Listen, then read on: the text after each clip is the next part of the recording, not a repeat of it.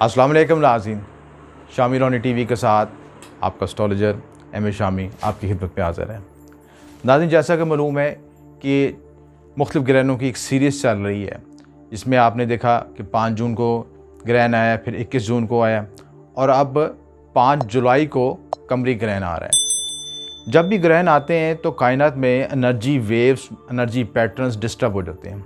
Basically ये हमारा तमाम निज़ाम मकनातीसी वेव्स के तहत चल रहा है, मकनातीसी असरात के तहत चल रहा है। और जब ये मकनातीसी असरात मनफी या मुस्बत अर्ताश पैदा करते हैं तो हमारी ज़िंदगी पे भी वो मनफी या मुस्बत अर्ताश पैदा होते हैं और हम महसूस करते हैं कि हमारी ज़िंदगी में मुख्तलिफ मद्दोजज़र आ रहे हैं। जिस तरह पानी में देखते हैं कि चाँद की ख़ास तरीक़ों पे पानी में मद्दोजज़र आता है, पानी की लहरों में अतार चढ़ाव आता है, इसी तरह इंसानी जिस्म भी इसी पानी के एक ख़ास हिस्से से मुश्तमिल है। और जब चाँद के असरात उस पर आते हैं, इंसानी जिस्म पे आते हैं और चरिंद परिंद पर आते हैं तो उस पर भी मनफी या मुस्बत असरात मरतब करते हैं।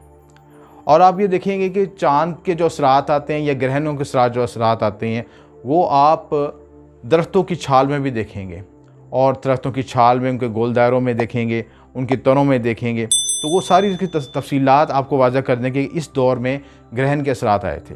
इसी तरह वो ग्रहण जब मंडेन एस्ट्रोलॉजी पर अप्लाई किए जाते हैं, मुल्की ज़ायचे पर अप्लाई किए जाते हैं, तो वहाँ भी इंतशारी कैफियत पैदा करते हैं।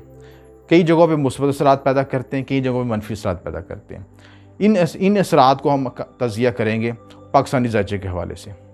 5 जुलाई का चाँद ग्रहण आपका पाकिस्तानी वक्त के लिहाज से 8:07 पर शुरू होगा और तकरीबन 10:52 पर ख़त्म हो जाएगा। और ये ग्रहण आपके पाकिस्तान के ज़ायचे के 8वें घर लगेगा। 8वां घर आपके हादसात, परेशानियाँ, मुश्किलात, रुकावटें, ऑब्स्टेकल्स का समझा जाता है। और ये 8वें घर से 7वां घर आपका खाना माल बनता है। प्लानिटरी पोजीशन कुछ इस तरह बन रही है ज़ायचे में कि इसमें मून और केतु का ग्रहण दोष बन रहा है और खाना माल में आपका राहु और सन का ग्रहण दोष बन रहा है। यानी दोनों तरफ से रेट्रोगेशन है, रेट्रोगेशन भी है और ग्रहण दोष भी बन रहे हैं। 6 सियारे पहले ही हालत रजत में है। तो ये मजमूई कैफियत बहुत एक कॉम्प्लिकेटेड है और एक परेशानियों का बास बनती है। 8वें घर में अगर मंडेन एस्ट्रोलॉजी के मुताबिक देखा जाए तो पाकिस्तान ज़ायचे में शरह मवाद बढ़ सकती हैं, वबा की एक नई लेयर पैदा हो सकती है। जो कोरोना की मौजूदा वबा चल रही है उसके अलावा किसी और वायरस की वबा चल सकती है। इसके अलावा आपकी माली मुश्किलात में इजाफ़ा हो सकता है। खाने माल आपका डिस्टर्ब होगा तो माली मुश्किलात में इजाफ़ा होगा, हादसात परेशानियाँ आएंगी। इसके अलावा 8वां घर आपके जो हादसात परेशानियाँ, इसके अलावा आपकी जो मुल्की लिहाज से सैलाब, तूफ़ान और ज़लज़ले, इनको भी नुमाया करता है। क्योंकि ये ज़ायचे के 8वें घर के मंसूबात हैं। 8वें घर में ग्रहण लगने से इन मंसूबात में हलचल पैदा होगी, इनमें अतार चढ़ाव आएगा और ये मंसूबात को एक्टिवेट किया करेगा। उसके साथ जो जुपिटर की पोजीशन है उसको एनहेंस करेगी, बूस्ट करेगी और ये तमाम मामला की से एक बहुत पेचीदा सूरत हाल होगी। मुल्क के हवाले से देखा जाए तो मुल्क में पहले ही इंतशारी हालात चल रहे हैं, चाहे वो सियासी हवाले से हों, चाहे माशी हवाले से हों। लोगों का रोज़गार ख़त्म हो गया, कारोबार ख़त्म हो गया, लोग माशी तौर पर डिस्टर्ब हैं। बल्कि अगर ओवरऑल दुनिया का मुवाजना किया जाए पाकिस्तान के हवाले से तो मजमूई हालात एक जैसे ही हैं। बड़े बड़े फर्स्ट वर्ल्ड कंट्री जैसे ममालिक भी इस वबा के आगे जो है घुटने टेकने पर मजबूर हैं। तो मैं वैसी एस्ट्रोलॉजी समझता हूँ कि ये जो मौजूदा वक्त है या आने वाला जो 6 माह है ये ख़ुसूसी तौर पर नेगेटिव हैं और इसमें बहुत सी अतार चढ़ाव रहेंगे। और इन अतार चढ़ाव की कैफियत मुस्बत किसी लिहाज से होगी, आपको कभी महसूस होगा कि हालात कुछ बेहतर होने शुरू हो गए, अचानक दूसरे लम्हे एकदम झटका लगेगा और फिर आप नीचे की तरफ आएंगे। ये नहीं, वेरिएशंस की कैफियत रहेगी, अतार चढ़ाव की कैफियत रहेगी। और ये मामलात आपके सरहदी झड़पों की सूरत में भी हो सकते हैं, ये मामलात आपके माली मुश्किलात की सूरत में भी हो सकते हैं।